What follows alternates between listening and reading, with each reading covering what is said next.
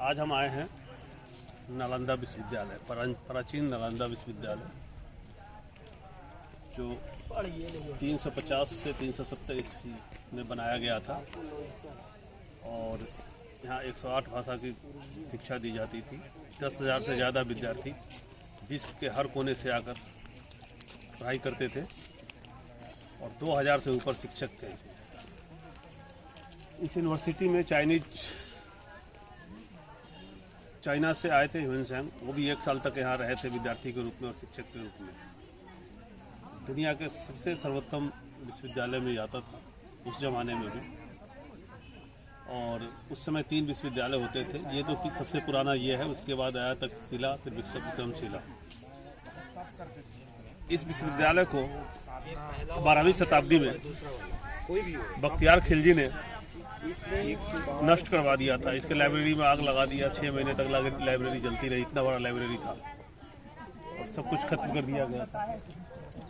किसी भी देश को बर्बाद करना है तो उसकी शिक्षा व्यवस्था को खत्म कर दीजिए, देश अपने आप बर्बाद हो जाएगा।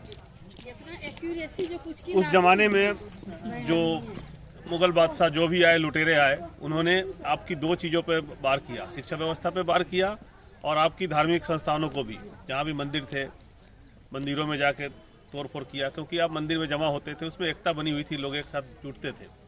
किसी भी धर्म का जो केंद्र होता है वो सामाजिक एकता के लिए बहुत ज़रूरी होता है। लोग वहाँ जुटते हैं, लोग आपस में बात करते हैं, उससे भी ज्ञान फैलता है। तो उसने उस समय बर्बाद किया। उस यूनिवर्सिटी का अभी कुछ अवशेष बचे हुए हैं। काफ़ी बड़ा है यूनिवर्सिटी है, इसको देखना संभव नहीं है एक दिन में। 7 किलोमीटर और 9 किलोमीटर का एरिया है इनका। तो आइए हम आपको दिखाते हैं इसमें थोड़ा थोड़ा करके। तो ये पहुंच रहे हैं।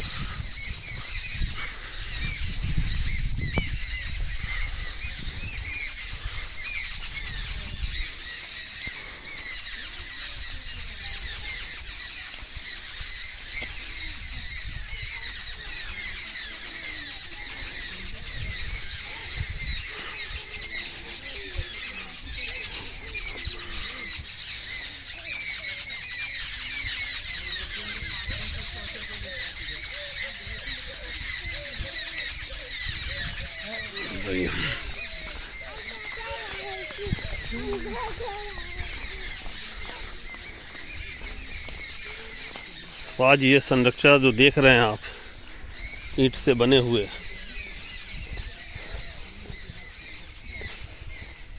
1700 साल पुराना है।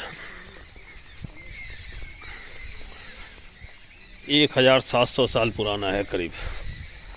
उस समय सीमेंट नहीं होता था, फिर भी मजबूत जुराई की हुई है। आप देख सकते हैं इसमें ईंटों को कैसे जोड़ा हुआ है। ईंटों के बीच में आपको थोड़ा सा दिख रहे होंगे चूना, ये देख रहे हैं चूना, उड़द की दाल और कुछ गारा मिला के जोड़ते थे। हाँ, और गुड़ मिला के, गुड़ का। पूरी जानकारी सजदानंद शर्मा जी गाइड से सुनिए। उनको इस जगह के बारे में काफ़ी जानकारी है और वो विस्तार से बताएंगे नालंदा के खंडहर के बारे में। आगे सजदानंद शर्मा जी। नालम प्लस दा, नालम का अर्थ होता है कमल, लोटस, जो ज्ञान का प्रतीक है, और दा माने देती है, जो ज्ञान देती है वही नालंदा है। नालंदा की स्थापना 413 एडी में कुमारगुप्त ने किया। 7वीं में हर्षवर्धन ने विस्तार किया। 9वीं देवपाल के समय में यह विश्व में विख्यात हुआ। 5वीं से 12वीं तक 800 वर्षों तक चलने के बाद 12वीं के अंत में लगभग 1196-97 में अफगानिस्तानी आक्रमणकारी बख्तियार खिलजी ने नालंदा को जलाया, इसे नष्ट किया। नष्ट होने के बाद सर ये हम लोग जो सामने में खंडहर के रूप में दीवारें देख रहे हैं, ये ज्योग्राफिकल टर्म से मिट्टी से ढक गया और इसके ऊपर खेती होने लगी। डॉक्टर ए कलिंघम ने ह्यूएन की डायरी को चाइना में देखा और इसकी खुदाई 1915 से 37 तक 22 वर्ष अंग्रेज और 74 से 82 8 वर्ष अपनी सरकार ने किया। 30 वर्षों की खुदाई में 1 किलोमीटर की खुदाई हुई है, जिसमें 11 हॉस्टल और 6 मंजिल देख पाएंगे। मैं आपको जो भी इंफॉर्मेशन देने जा रहा हूँ मेरी अपनी कोई कल्पना नहीं है। अकॉर्डिंग टू हिंगसन की डायरी के अनुसार यहाँ 3 लाइब्रेरी थे, रत्नसागर, रत्नदधी और रत्नरंजक। रत्नसागर पुस्तकालय 9 मंजिले थी, वहाँ 9 करोड़ पुस्तकें थी, पुस्तक कॉपर प्लेट की थी। सर यहाँ प्रवेश के लिए उस समय 4 भव्य गेट था। आज का गेटकीपर अशिक्षित होता है, उस समय गेटकीपर को द्वार पंडित का दर्जा प्राप्त था। गेटकीपर ही अपना स्कॉलर होते थे, विद्यार्थियों की लिखित और मौखिक परीक्षा लेते थे।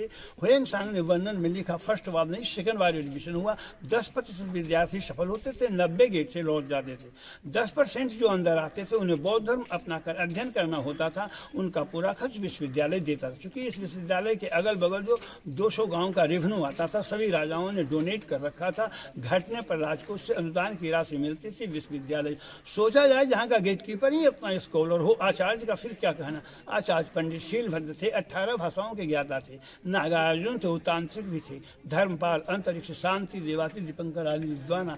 हम लोग इस गेट से अंदर की ओर आए। ये नालंदा का मेन गेट नहीं है। मेन गेट और लाइब्रेरी अभी तक नहीं मिला है। ये 10 फीट मोटी दीवार है, काट कर रास्ते का रूप। ऊपर से आर्कियोलॉजिस्टों ने ASI ने 61-62 में रिपेयरिंग किया है।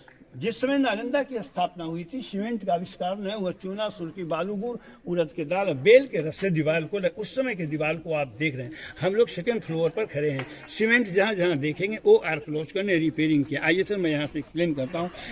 मोंग सही मोनास्ट्री हुआ बिहार, जहाँ बौद्ध भिक्षुक रहते हैं। हर कमरा सर 15 फीट था, 10 फीट को समतल कर वो ड्रेन बनाया है, 5 फीट ऊपर। आप इसके छत पर खड़े हैं। ये हॉस्टल का है?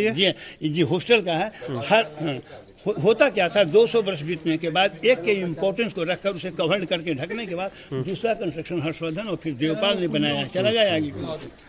कॉरिडोर है जिससे विद्यार्थी आते और जाते थे।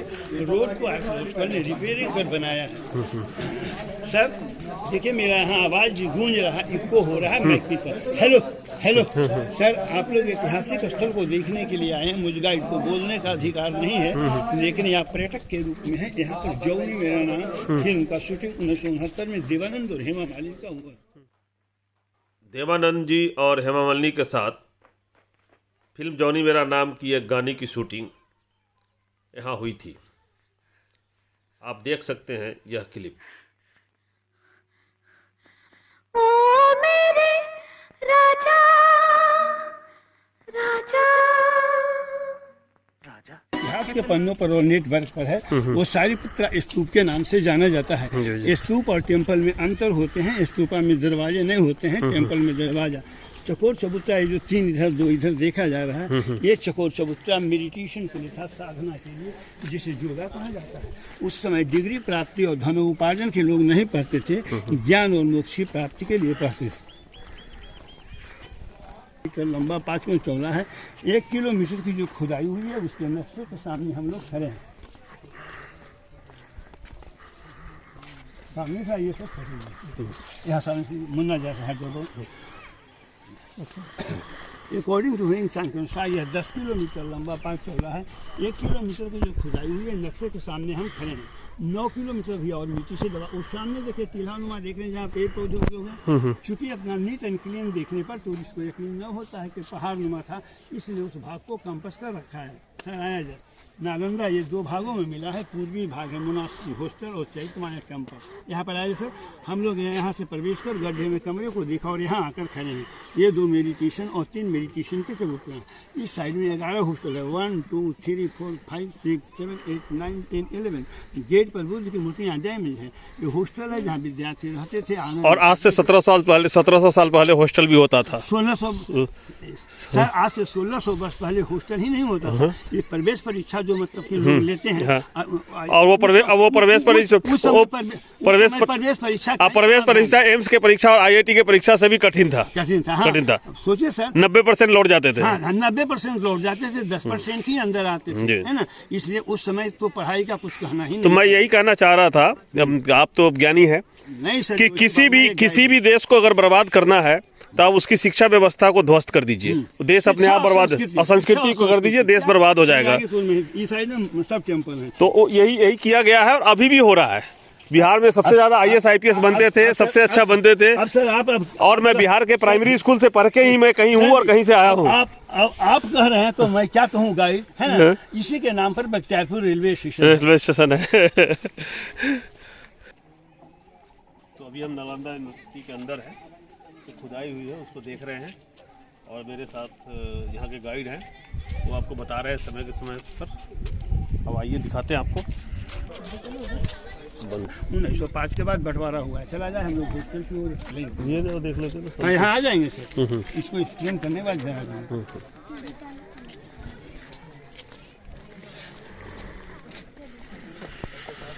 के गेट पर दोनों साइड में बुद्ध की मूर्ति थी, खुदाई में डेम। बुद्ध को अभिवादन करी शिक्षक और छात्र अंदर की ओर आते और जाते थे। बुद्धम शरणम गच्छामि, धम्मम शरणम गच्छामि, संघम शरणम। सर आइए, गेट पर कितना मोटा चौखट लगा हुआ के बाद था, और काला काला जो देखा जा रहा है ये सभी जलने का प्रमाण है। वो ईंट भी मोम की तरफ पिघल गए हैं, उसका फोटो लेना है, सर जी ले लिया जाए। ये सभी जलने का प्रमाण। ये फायर हुआ। चलिए आए कुछ लेंगे।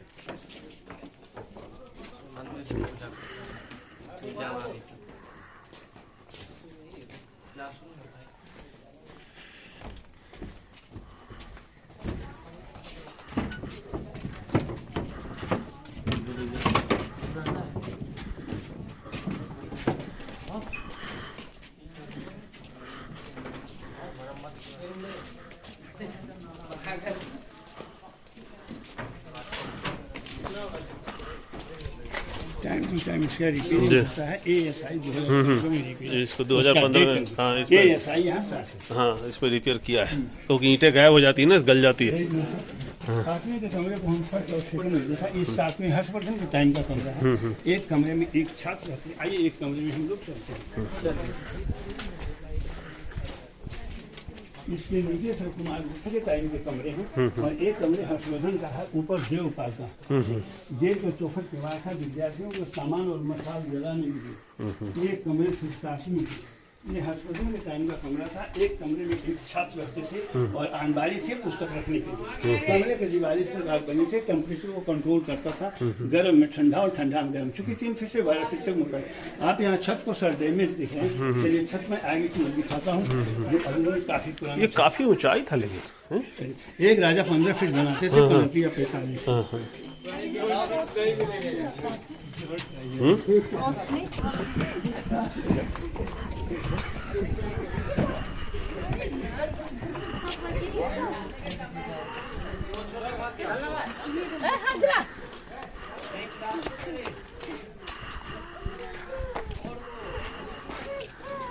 जी एक मिनट सर, नीचे की ओर आंगन देखा जा रहा है। वो आंगन 5वीं शताब्दी कुमार गुप्त का है। जब वो आंगन था तो ये लेयर से नहीं था। वो आंगन वहाँ नहीं था, वहाँ था वो पिलर से छत की थी। गुरु जी बैठकर शिक्षा लड़के आंगन में पढ़ते थे।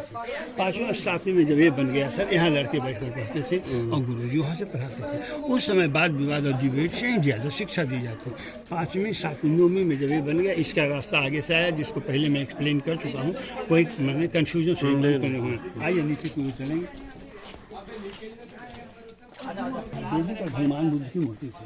ये जो गेट पर व्हाइट स्टोन माइका है, गड्ढे हैं, इस पर कॉपर का प्लेट रखकर सनलाइट और मूनलाइट से लाइट को रिफ्लेक्ट कर बुद्ध की मूर्ति को प्रकाशित किया जाता था। लाइट रिफ्लेक्शन प्रकाश। अभी भी ये पत्थर सर चमक रहा है। आपके मोबाइल में टॉर्च है, लाइट जला के 3 सेंटीमीटर पर देखा जाए। अच्छा अभी भी चमक रहा है? हाँ, तो इसमें तो अभी भी चमक है। अब सोचिए सर, आज से 1600 वर्ष पहले जब लगा होगा, इसकी हम भूमिका रही होगी। आज 100 साल पहले निकाल, जो नहीं जानते हैं इस पर चढ़कर आते हो जाते हैं, रेफ्यूज में है। कुछ विद्यार्थी मारे गए, कुछ भाग गए, अपने साथ कॉपी किताब लेते गए।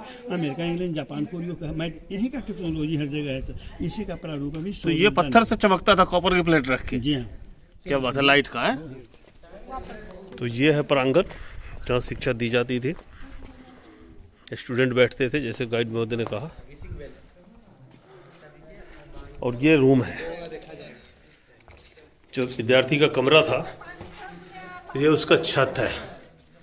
इस छत इस तरह गुंबद घुमा था, आर्च के आकार का, कोई बीम नहीं, कुछ नहीं, आर्च के आकार का छत है। टेक्नोलॉजी देखिए, आर्च के आकार का छत है।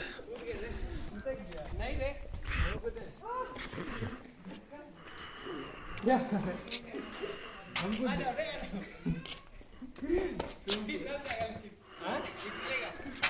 ये आर्च कार का है, गोलाकार, अर्ध गोलाकार ये बना हुआ है छत। क्या बात है। पैर कमजोर है मेरा भाई।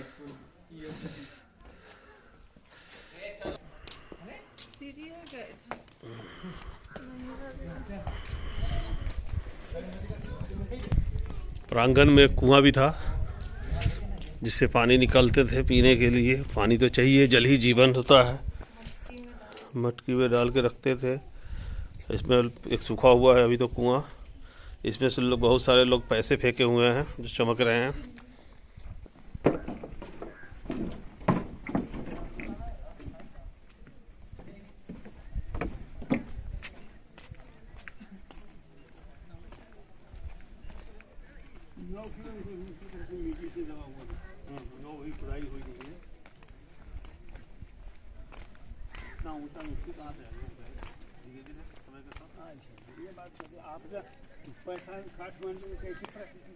भूकंप आया तो रात में देखते हैं इतवार के दिन आंध्र प्रदेश में उत्तराखंड में कितना बड़ा जबरदस्त आया है पानी।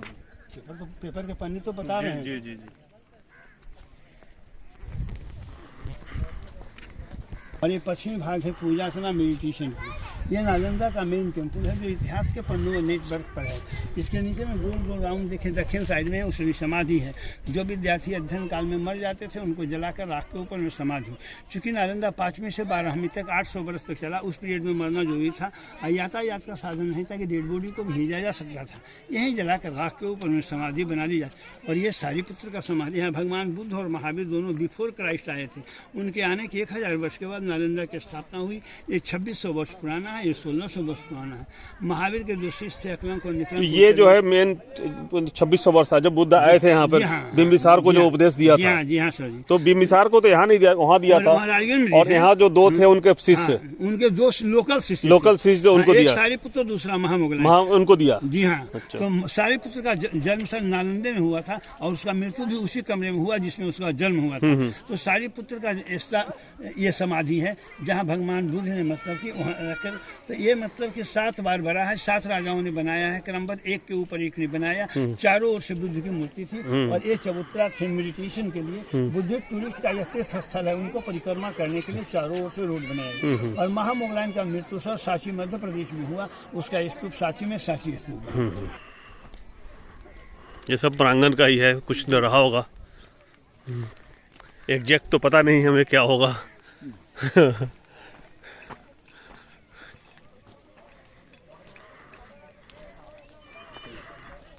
अभी भी खुदाई बाकी है। वो किस एरिया का बस? छोटी मूर्तियाँ रखी गई है कि फ्राइडे को म्यूजियम बंद रहता है, खुला। फ्राइडे को जो टूरिस्ट आते हैं वो देखकर जानकारी की इसी तरह की मूर्तियाँ म्यूजियम। ये साइड में सभी मंदिर सर एक सामान है। ये नीचे में है, नीचे दिखाई पड़ता है जो टीला पर है, टीला नुमा।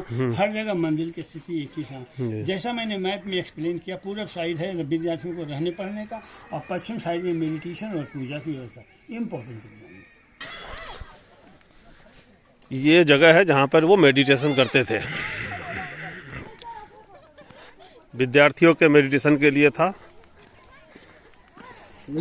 ये छात्रों के समाधि है, क्योंकि उस समय जो आते थे काफ़ी दूर से, विश्व के कोने से।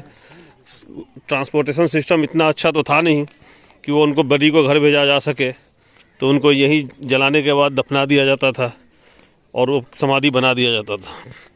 जो बड़े वाले चबूतरा है वो टीचर का है, और छोटे वाले हैं वो छात्र का है। उसमें भी भेदभाव था लगता है। स्टैंडर्ड छोटे बड़े अलग अलग बने हुए हैं। वो मंदिर है।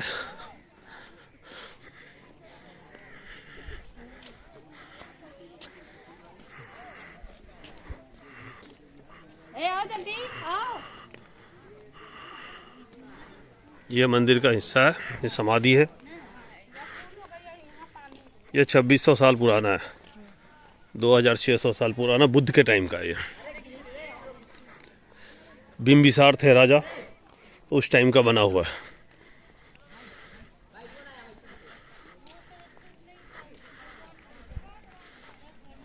हर कोने पर एक एक मंदिर था इस विद्यालय के।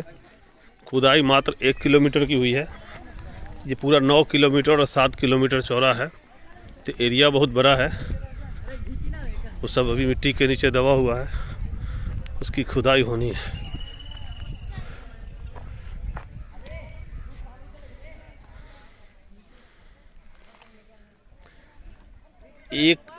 एक दिन का ये नहीं है।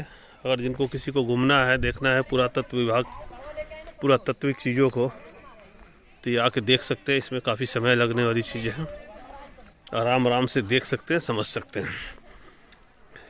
यहाँ से निकले हुए चीज़ों को म्यूजियम में रखा गया है। साथ में एक म्यूजियम बना हुआ है बाहर, वहाँ जाके देख सकते हैं।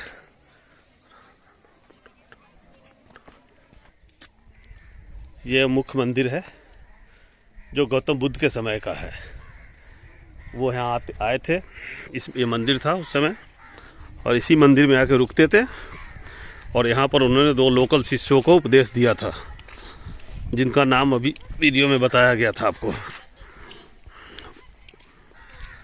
इस मंदिर के 600 साल बाद, ये 2600 साल पुराना मंदिर है, ईसा से 400 पूर्व ईस्वी पूर्व का।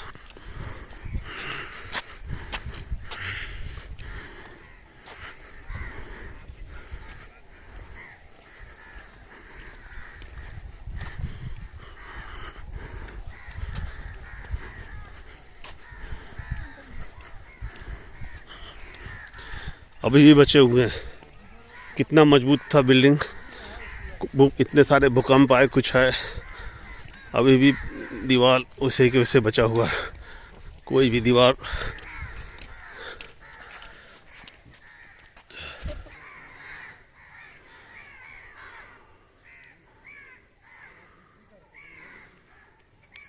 बहुत बड़ा है एरिया। और जैसा कि मैंने कहा कि इसको एक दिन में देखना संभव नहीं है।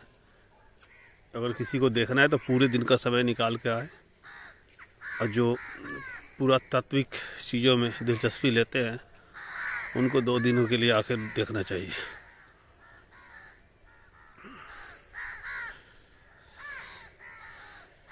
इतना बड़ा यूनिवर्सिटी था उस ज़माने में, भारत के सबसे प्राचीन यूनिवर्सिटी। उसके बाद ये 350 से 370 ईस्वी में बना। उसके बाद 7वीं सदी में तक्षशिला बना, जो अभी लाहौर के पास है, बंटवारा में पाकिस्तान में चला गया वो एरिया। और फिर विक्रमशिला 8वीं शताब्दी में। ये 3 यूनिवर्सिटी थे प्राचीन काल में जो मशहूर थे। इस नालंदा यूनिवर्सिटी में ही नागार्जुना थे जो पढ़ाई किए थे, टीचर भी थे। उनके नाम पर हैदराबाद में नागार्जुना यूनिवर्सिटी है, वो भी प्राचीन में से आता है।